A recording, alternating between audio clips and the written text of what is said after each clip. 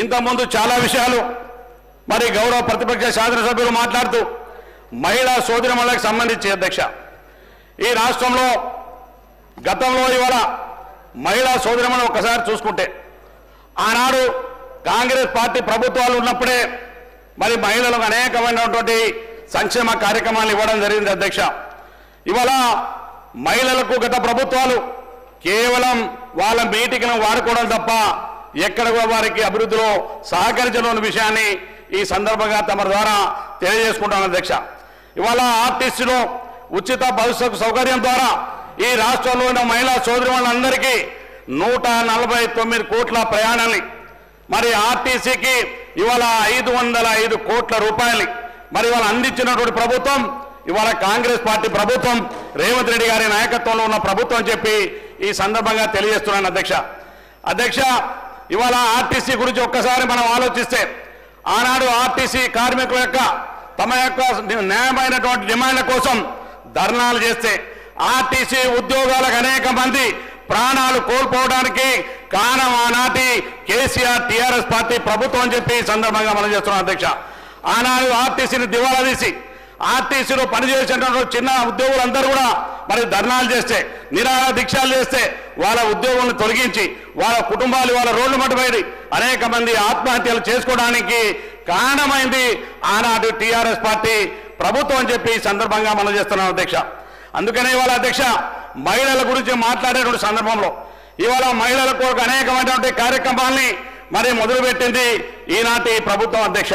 రేవంత్ రెడ్డి గారి నాయకత్వంలో అధ్యక్ష ఈ రాష్ట్రంలో ఉన్నటువంటి మహిళా సోదరులందరినీ కోటీశ్వరులను చేయాలనే ఒక లక్ష్యంతోటి ఇవాళ పావుల వడ్డీకి వడ్డీ లేని రుణాలను ఇవ్వాలనేటువంటి ఒక లక్ష్యంతో ఇవాళ ముందుకెళ్తున్న ప్రభుత్వం ఈనాటి ప్రభుత్వం అధ్యక్ష. ఇవాళ అధ్యక్ష ఏదైతే మహిళా సంఘాలను బలోపేతం చేయాలనే ఆలోచనతోటి ఇవాళ ప్రభుత్వం మహిళలకు ఆర్టీసీ 600 బస్సుల్ని వారికే ఇచ్చి వారిని బలోపేతం చేయడానికి గొప్ప నిర్ణయం చేసింది ఈనాటి ప్రభుత్వం అని చెప్పి ఈ సందర్భంగా తెలియజేస్తున్నాను అధ్యక్ష.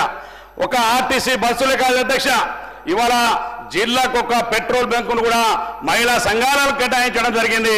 మహిళా సంఘాలను పెట్రోల్ బంకులను కేటాయించడం ద్వారా వారికి ఆర్థిక పరిపుష్టికి ఇవాళ ఈ ప్రభుత్వం కట్టుబడి ఉందని చెప్పి ఈ సందర్భంగా తెలియజేస్తున్నాను అధ్యక్ష. అంతేకాదు అధ్యక్ష ఇవాళ ఏదైతే సోలార్ పవర్ ద్వారా నియోజకంలో గ్రామాల్లో ఎక్కడెక్కడైతే కనీసం 1000 మెగావాట్ల విద్యుత్ని వారి ద్వారా ఉత్పత్తి చేసి వారిని బలోపేతం చేయాలనో ఆలోచనతోటి ఈనాటి మహిళా సంఘాలను బలోపేతం చేయాలనో ఆలోచనతోటి ఈనాటి ప్రభుత్వం మహిళా సంఘాలను బలోపేతం చేస్తుంది అధ్యక్ష.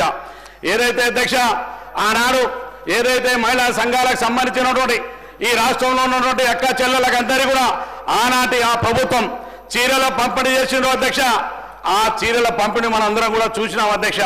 కిలోలు చొప్పున కొనుక్కొచ్చి లాతూరులో కొనుక్కొచ్చి కిలోలు చొప్పున ఉన్నటువంటి పేదవాళ్ళకు మేము పండుగ చేసుకోలేదు అధ్యక్ష. అనేక సంవత్సరాలుగా తరాలుగా మేమందరం కూడా పండుగలు చేసుకుంటాం అధ్యక్ష. తమరు కూడా తెలుసు మనమందరం పండుగ చేసుకుంటున్నాం. పండుగలో మనకు ఉన్నటువంటి మేరకు మరి ఉన్నటువంటి నాణ్యమైనటువంటి చీరలను బట్టలను కొనుక్కుంటున్నటువంటి సంస్కృతి తెలంగాణ ఆడపడుచులకు ఉంది అధ్యక్ష. కానీ వీరు ఆనాడు యొక్క సంస్కృతిని అవహేళన చేసే విధంగా ఆనాడు చీరలను తీసుకొచ్చి ఆ చీరలన్నీ చూస్తే అధ్యక్ష ఇవాళ పొలాల చుట్టూ పిట్టల కాపులుగా ఉన్నాయి అధ్యక్ష.